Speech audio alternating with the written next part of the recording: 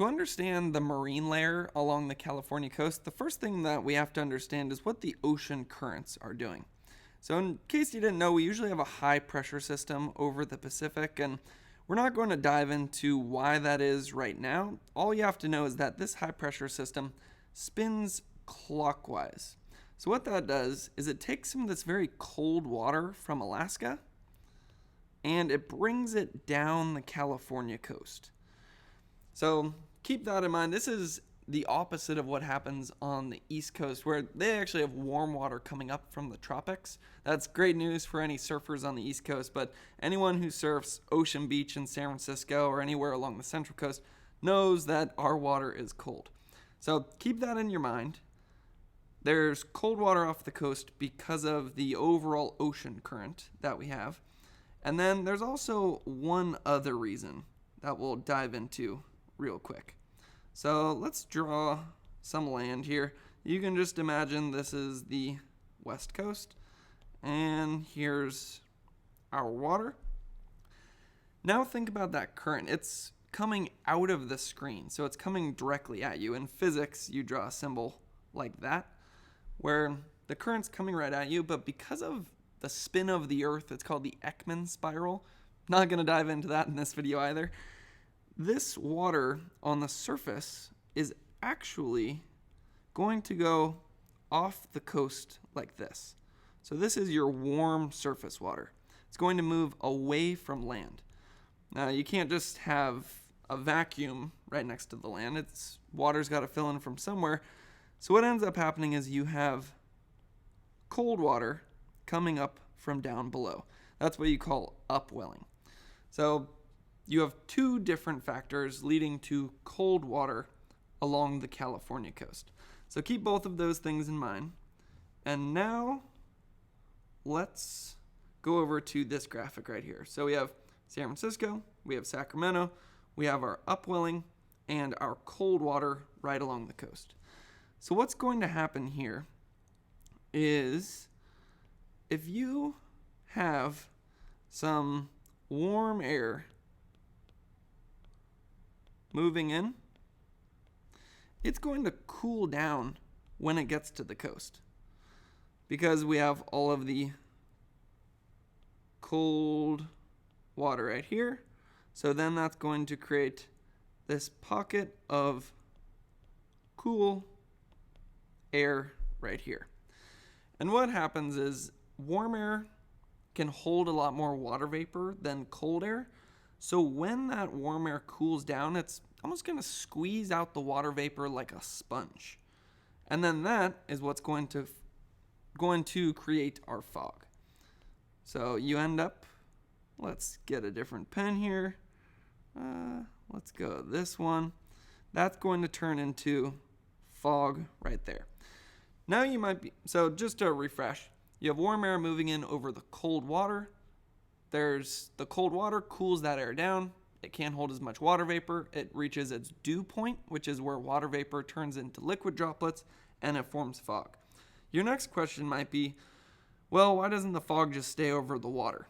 But then you have to think about what's happening during the day. So during the day, you have your sun coming down, and some of this cool air does stretch over San Francisco just because it's close to the coast. But the cold air is not stretching all the way into Sacramento.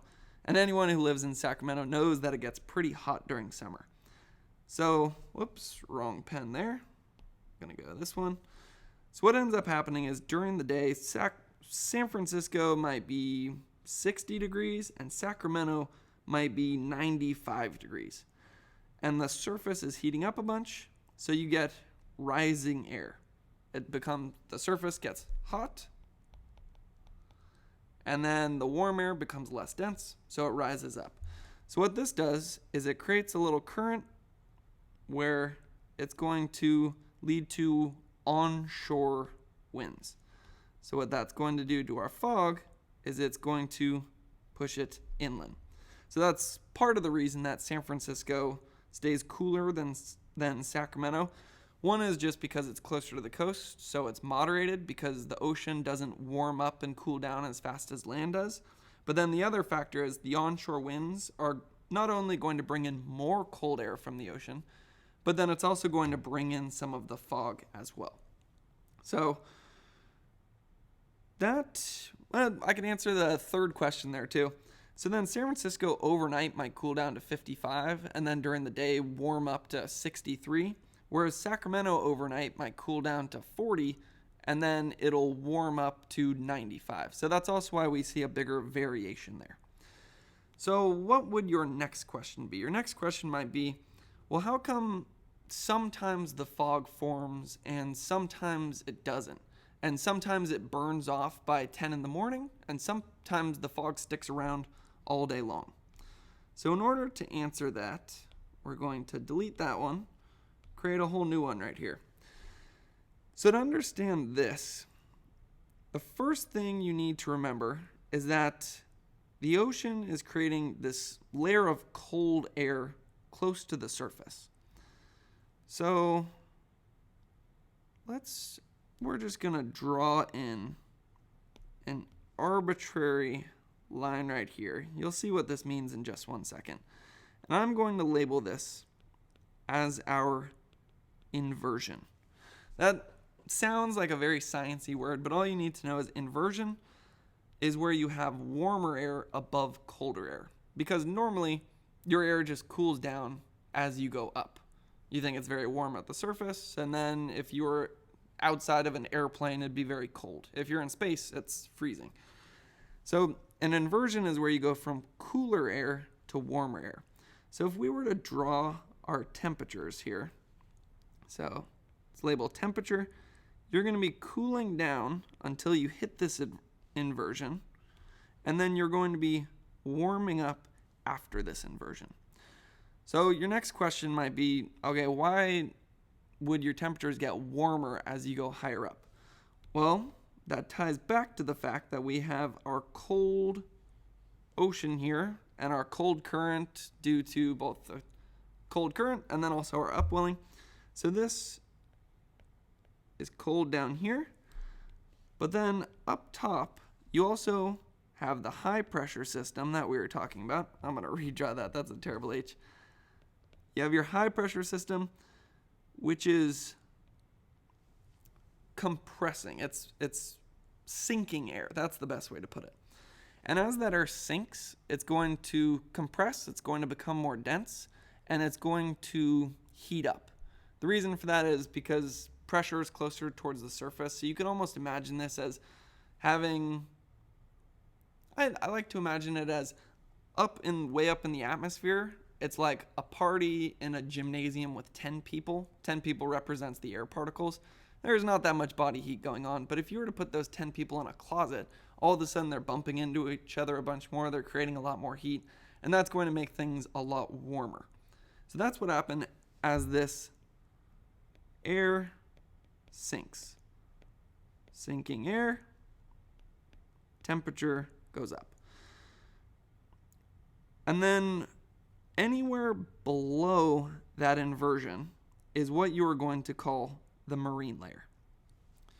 So now your next question might be, all right, how come we sometimes have fog and then sometimes we just have some clouds and then sometimes it burns off by 10, sometimes it burns off by 2?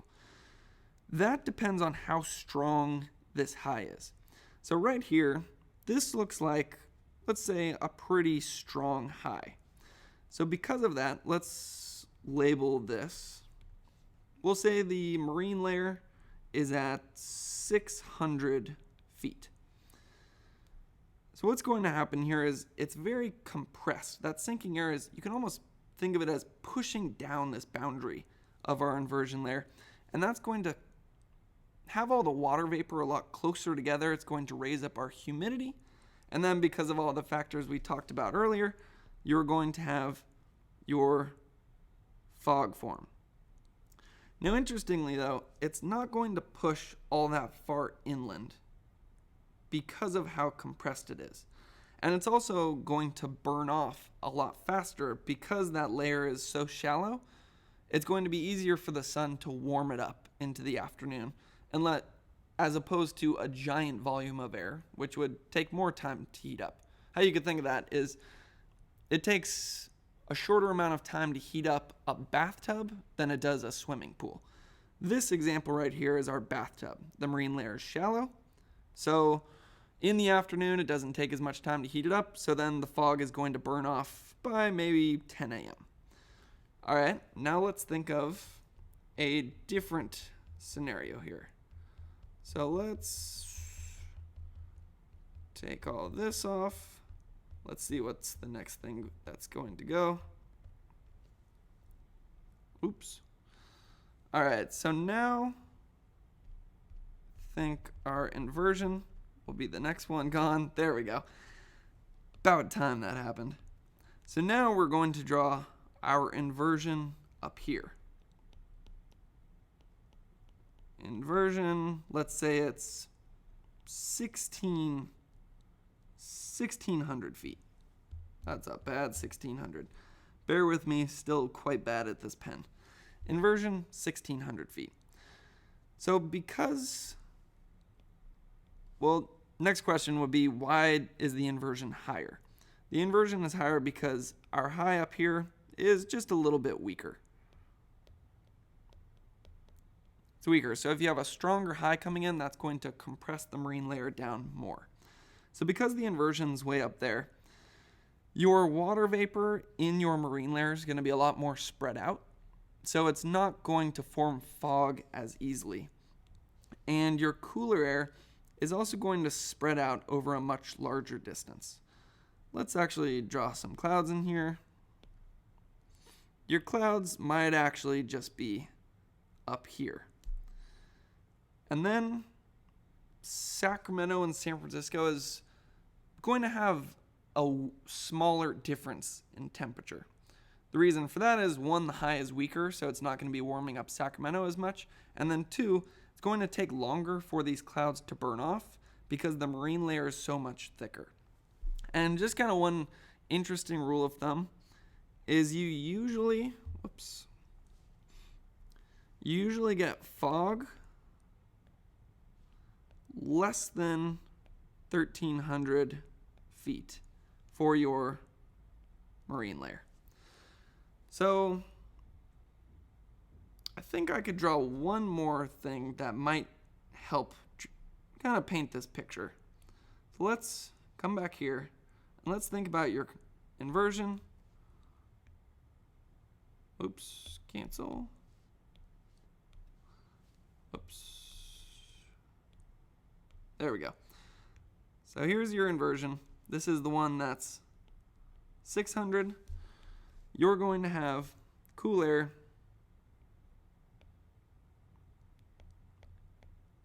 stretching over San Francisco. Now, let's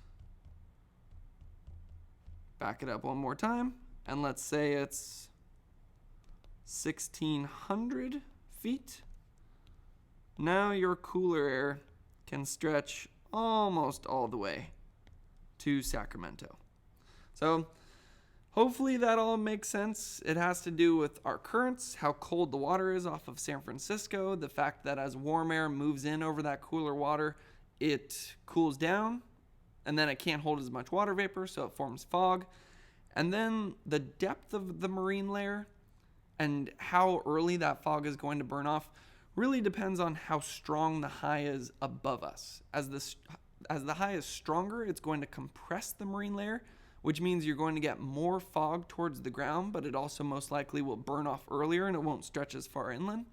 But then if you have a weaker high up above, the marine layer is going to be so thick that you're not going to form the fog right down at the surface because it's not as compressed.